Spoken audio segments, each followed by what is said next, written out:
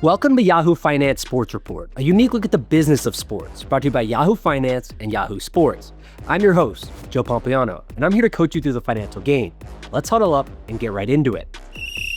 We are kicking off this week with Pomp's Playbook, where I take a look at some of the biggest headlines in sports that you and your portfolio need to know. First up in today's Playbook, we have some sports betting news. Earlier this week, Swiss gaming company Alwyn reached an agreement to buy a majority stake in PrizePicks in a deal that values the daily fantasy sports platform at $2.5 billion. But not to be outdone, Fanatics CEO Michael Rubin made his own headlines later in the week.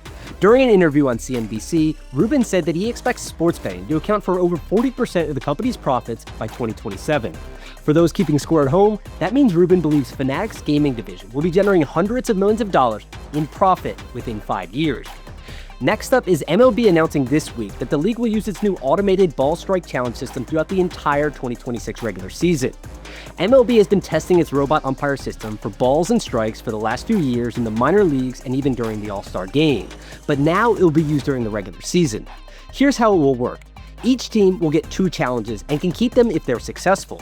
These challenges can only be initiated by a pitcher, a catcher, or a batter, and the request must come right after the pitch. If a game goes into extra innings, each team would then be awarded 1 additional challenge. Next up in today's Playbook is news that the New York Liberty have parted ways with head coach Sandy Brondello. The Liberty had a disappointing first-round exit in this year's WNBA playoffs, but this firing still came as a shock to a lot of people, because Brondello led the Liberty to the team's first WNBA title in franchise history just last year. Brondello will now leave New York with a 107-53 record across 4 seasons, while the Liberty now search for a new head coach. And for the last topic for today's Playbook is news from Forbes that Roger Federer has officially reached billionaire status. That makes Federer one of just 7 athletes in history to have reached the 3-comma club, joining Michael Jordan, Magic Johnson, LeBron James, Junior Bridgman, Tiger Woods, and Ian Tiriac. Most of Federer's net worth was generated through sponsorship deals with companies like Nike, Rolex, Mercedes-Benz, and Uniqlo, as well as a minority stake in the publicly traded Swiss shoe and apparel brand On, which is valued at $375 million today. But to learn more about how Federer structured these deals, I recently interviewed his agent of 20 years, Tony Godsick. Here's a clip from our conversation, where Tony explains why Roger left Nike and how that ultimately led him to sign deals with Uniqlo and On worth more than $600 million today. One of the things that I have to ask you about, just personally, because it feels like it comes up just all the time, is when Roger left Nike. It's become just like this sort of iconic story in sports of just how you guys transitioned from leaving a huge brand like Nike, who obviously sponsors a lot of athletes and was with him and you for a long period of time. You go with Uniqlo and obviously On Running as well. What was the thought process behind leaving Nike, but also the opportunity to sort of expand relationships with apparel, but also footwear as well? Yeah. Look, I actually don't think he left Nike. Yeah. I think it probably, in a way, Nike sort of left him. I mean, Roger had an amazing relationship for 24 years, I think, with Nike. His brand wouldn't be where it is today if it wasn't for Nike. I mean, Nike signed him when he was very young. He redid some deals himself when he didn't have an agent, but they put him in great gear. Obviously, from a performance standpoint, they got him a shoe that worked. But they really were there to sort of help grow his brand globally. So it was great. And, you know, we did long-term deals. And when his deal in 2017, we started working on how do we get a renewal. And remember, he hadn't won a Grand Slam for 4 years. Yeah. And so I think Nike was trying to figure out, what do we do with a 36-year-old soon to be retired, probably be retired? Well, and the one thing I'll add to this too, and correct me if I'm wrong, but these companies typically have sort of like a formula, right? Of like, we're going to spend X amount on sponsorships relative to our total revenue. And Roger is obviously at the top of that category. So if you do a deal with him, it sort of limits what you can do elsewhere, right? But that's where I was unsuccessful in trying to shake them, saying, don't put him into that sort of formula. He's different. These guys have had 24 years to understand that he's different. You know, he gives so much more time than's contracted. He actually, when you talk about designing shoes and designing clothes, he's actually with their designers, designing the shoes, designing the clothes. I cannot tell you how many meetings we were in, fun meetings with Tinker Hatfield, just going through shoes and design and with his whole kitchen. I mean, it was amazing. Legend, so fun. Yeah, I mean, Tinker is a legend. And so it was great. But so they had to figure out, they owned his logo, or actually he owned the logo. Yeah. But they had a period to hold on to it post-termination for a period of time. So I think they've figured out, like, if you think he's worth more, great, go see if you can find it. And If not, we're here. And so, I started talking in 2017, but then he went on and won the Australian Open in 2017. So I was like, okay, this is pretty good. Guy's getting a little bit older, but it helps. And it was a great match against Rafa. Then he goes to Wimbledon, he wins Wimbledon. That's pretty helpful. You think all of a sudden you're giving me the ammunition to get another extension with a brand that he really deeply cared about. And then he goes and wins the Australian Open in 2018, January, and the contract's going to shortly expire. And I couldn't believe that. I couldn't quite. I have this, and I don't think I'll ever show it, but I had this incredible presentation we put together on why Nike should keep Roger. Like he was the most Grand Slams in history, certainly one of the nicest, well-behaved athletes. And I was putting a proposal together about why they should keep him. Anyway, I was trying to, at that point with them also, try to convince them that Roger has a lot of lifestyle ambition, lifestyle clothing, and I told him we should go after the Stan Smith, silhouette. We can do this. Roger is credible in fashion. Obviously, has a great relationship with Anna Wintour. He knows every major global designer. He's still going to be incredibly famous when he retires. I thought so. I mean, I understand. I mean, the one thing to defend Nike is they have a huge, portfolio of athletes. Yeah. And so you maybe have to put a process in place. And what do you do? But I just was not successful in convincing him. Roger's different, guys. Trust me, because not only on the court is he wonderful, but off the court, he can do things that others either don't want to do, don't like to do, or can't pull it off. And so anyway, the contract ended, and I went out and canvassed the market and was able to get this incredible opportunity to go sit in Tokyo for 30 minutes with Mr. Yanai and just explain to him the situation and what the opportunity was. And he really cared for Roger. He understood that the platform of tennis was great for lifewear, and that no matter how long Roger played, if it was for a minute, a day, or a year or 3 years, that they could do something with them to help grow their brand globally. And so that happened, and Nike had the right to match, and they chose not to, which is totally fine.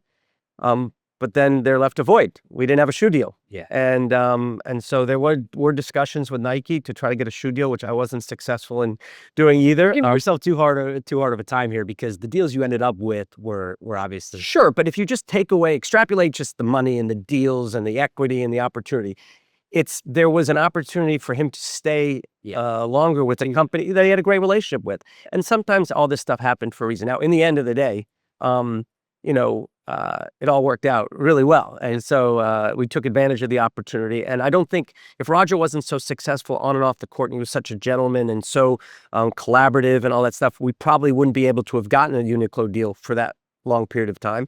And then, the on situation was completely different because I was afforded the opportunity to invest in the company in 2016. So I got a chance to know these guys. Yeah. And they would always ask, like, could we ever do something with Roger? And I would laugh at them and be like, he's always going to be with Nike, guys, but let's stay in touch and stuff. And so in 2018, when this Uniqlo thing went down, I had a dinner with them, and I said to them, hey, ask the question. They didn't want to. I said, oh, come on, ask the question.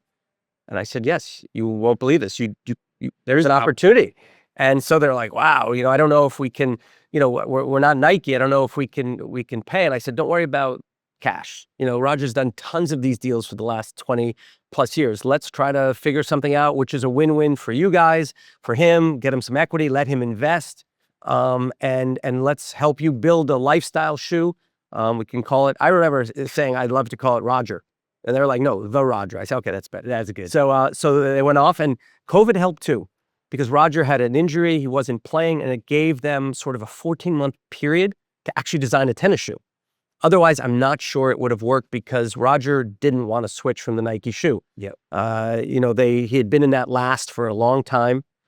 He didn't want it'd be crazy to put on a different shoe at the end of your career and have your career end because you put on a different shoe and the last was different, you hurt your foot.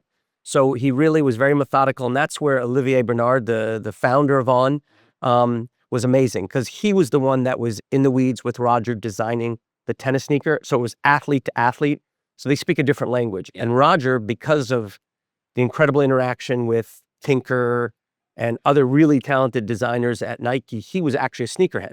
So he could speak the language, and especially with Olivier, who was a triathlete, world champion and stuff. And so they went off and spent, I think there were 13 different shoes that they made, and they finally found one. So when Roger was able to come back, he was able to go into that shoe, and the rest is history. All right, now that we've covered the biggest stories in sports happening right now, we're going to take a quick break. But when we come back, we've got Microsoft's Monica Robbins joining the show to discuss how the tech giant is helping our favorite sports leagues.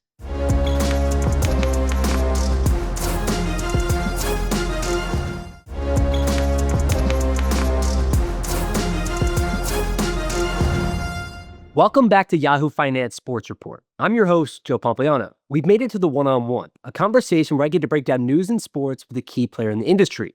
This week, we're speaking with Monica Robbins. Welcome to the show, Monica. Thank you so much for joining us today.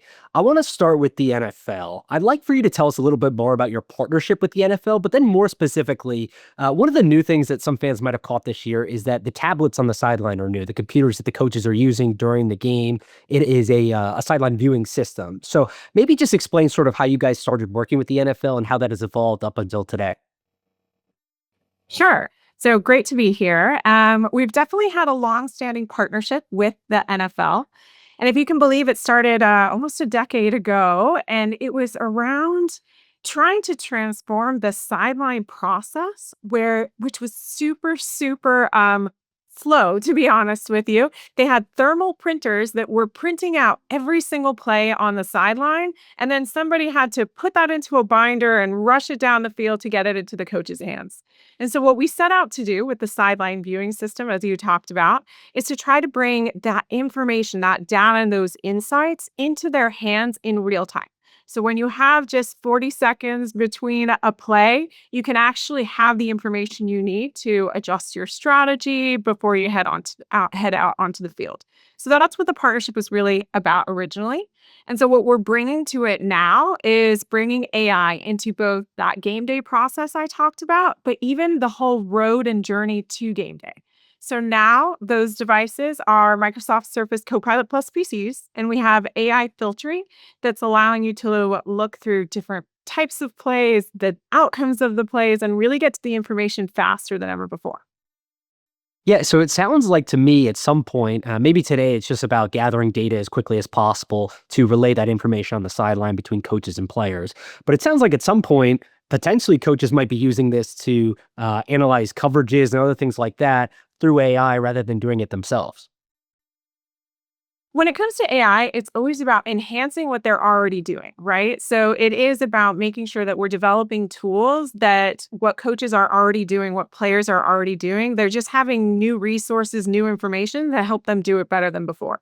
So I think there's going to be a continued evolution to what the AI is going to be doing on the sideline. And the way we come up with exactly what that is going to be, it's direct feedback from those individuals who are going to be using it. What is it that they need? What is it going to bring them the greatest value on the field, or even, training before they get to the field? Yeah, and just so the audience knows here, I think you guys distributed 2,500 of these tablets, these computers to NFL teams this year. So you do the math, 32 teams divided by 2,500 is quite a lot per team, and they're obviously putting them to good use. But I know you guys are also putting together this game day operations dashboard. Maybe tell us a little bit more about that and what that's going to do for teams. Well, first of all, I love that you brought in the number because you're exactly right. And I've enjoyed watching how that request for more devices has grown year over year. I think you started early on with maybe a handful of players or coaches actually using them during a game to now where you are, and you're hard pressed to watch a game and not see them being used on the sideline. But I love the data analyst scenario as well, because it's something you don't get to see when you watch game day as often. At the top of the stadium, there are these data analysts in the coach's booth that are an incredible resource to the coaching staff. And so what they were doing just 2 seasons ago was using pen and paper to count snaps or to, jot down notes and try to get insights for those coaches that are on the field. And so what we have with the data analyst dashboard is it's a new solution using Excel, using Copilot that is bringing all of that data now into a single environment. It's loading in real time, and then they can actually add their filters, ask the questions. So I always love a great example of how they would use it is maybe you have a running back that's coming off of an injury, right? And you want to make sure they're playing this game, and you want to keep them able to play the next game. So what a coach might call up to the data analyst is to say, hey, how many snaps has my running back been playing, or how many rushing plays have they been involved with, so that we can manage their load and make sure they're ready for the next game day. So that type of information, being able to sort through, get it fast, and be able to answer that question on the field is critical. Yeah, it seems so small and simple because really you're eliminating maybe a few seconds here or there depending on the data, but it also eliminates all the time required to store that data, right? No one has to, log every snap, see if they're on the field. The data just tells you right there in the dashboard, which is great. Tell me more about some of the things that you guys are working on now. One of the questions I always love to ask is like, is there anything that you guys are working on now that's maybe a year, 2, 3 years out that will or hopefully eventually get implemented that you think would be additive to this process? Ooh, where do I start? There's a lot that is in discussion and that we're exploring, because honestly, the possibilities are endless. But maybe what I'd highlight is some of what we're doing at the club level as well. So oftentimes we look at the league level, but there's some really interesting projects happening at the club level. It really goes to everything from their scouting processes so that they can develop and identify talent early, make sure they're going to be the right fit for what they're needing on their teams, all the way through to their training plans and making sure that they are managing load and their training for their players to keep them at their top performance levels, and usually taking a lot of what they're learning and seeing on the field and bringing that into the practice and using the tools to be able to review that quicker and bring the data that comes along with it into a more digestible way that they can get meaningful insights. So there's definitely a lot there, but I would probably also add there's a lot that happens off the field too and outside of football operations. So, everything from how they engage with their fans and how they, get more people to head to the game on game day to watch all of the excitement. There's a lot of the business operations behind sports, which is another area we focus on with these clubs. Yeah, and I assume most people think of Microsoft as this big technology company, which Microsoft is, of course. But I'd love to hear from your position as the director of sports partnerships, just how you guys think about sports in general and how that sort of fits into the brand. So sports are something that people just have this incredible passion for, right? It is just something that brings this vibrancy and energy, but it's still a business. Whether you're a sports property or you're a club or team, whatever it might be, there's still a business. And so there's a lot of synergies between the scenarios and things that we actually do with these sports organizations that carry over to you name the industry, manufacturing, finance, health, whatever it might be. The scenarios are still similar. Maybe in sports, you're talking about fan bases and how to better understand your fans and deliver more personalized experiences. But maybe in another industry, it's just your customers and how are you using AI to better understand your customers and deliver more, personalized opportunities and experiences for them. So for us, sports is definitely an exciting avenue, but it's one where we can showcase the broader potential across industries. Yeah, I know you talked a little bit about how AI could eventually help and is helping some of these other roles outside of just the coaching staff and other people like that, whether it's game day, ticket sales, whatever it might be. But I wonder if we'll eventually get to a point, and it sounds like maybe we will, where teams will be using, AI within Microsoft and specifically more AI agents to either maybe reduce headcount, but certainly get more efficient around some of the football related stuff too, right? Player scouting, salary cap management, whether that means, just giving suggestions or constantly analyzing things and doing the work that maybe would take 1 or 2 or 3 other individuals. Do you think that's something that will eventually be coming downstream?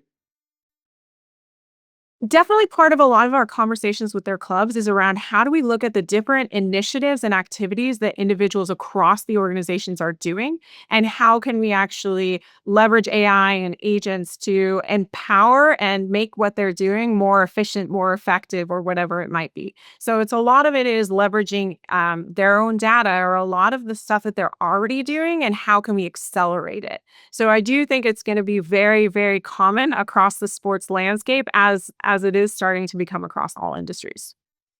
How many people within Microsoft are working on sports right now?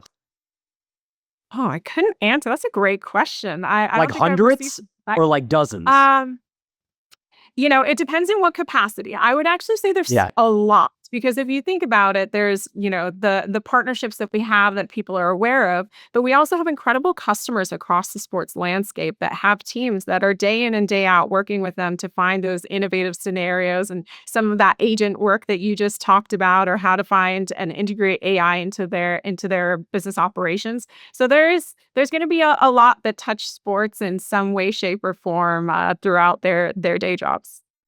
Amazing. I asked because it seems like you guys are working with not only the NFL, but a bunch of other leagues and, of course, teams as well. So it's an exciting time to be in tech and sports for sure. So thank you so much for joining us today, Monica. Pleasure. Thanks for having me. The clock is winding down here, but we have just enough time for some final buzz. So let's talk about the Ryder Cup. This weekend, the Ryder Cup at Bethpage Black isn't just a golf tournament. It's one of the biggest moneymakers in sports. With 250,000 fans pouring into Long Island, the PGA of America will generate more than $125 million from ticket sales alone. But that's just the start. The Long Island Railroad is pocketing an estimated $20 million by selling $175 commuter passes. Luxury hospitality company On Location has already sold out of its $10,000 Metro tickets, which come with a black car service from the city. And once you add in hotels, restaurants, car services, and state taxes, the Ryder Cup becomes an economic engine for dozens of New York businesses. And then there's the tickets themselves. At $750 for a single-day pass, this year's Ryder Cup is officially the most expensive in history, double the previous record, and on par with Tier 1 sporting events like the Super Bowl or Game 7 of the NBA Finals.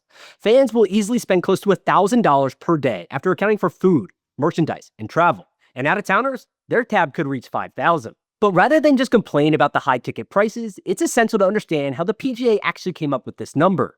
First, the PGA of America hired consultants to study local demand. Think ticket pricing charts for the Yankees, Mets, Giants, and Jets.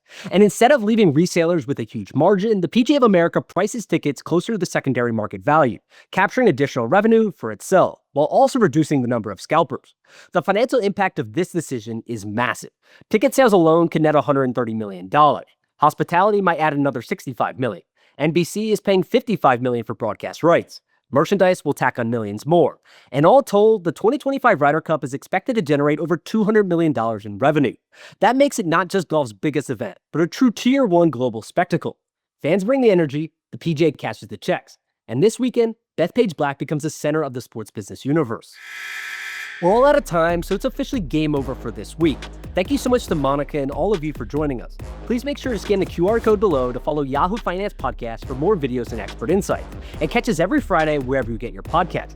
If you follow on Amazon Music, just ask Alexa to play Yahoo Finance Sports Report. I'm your host, Joe Pompliano. See you next time.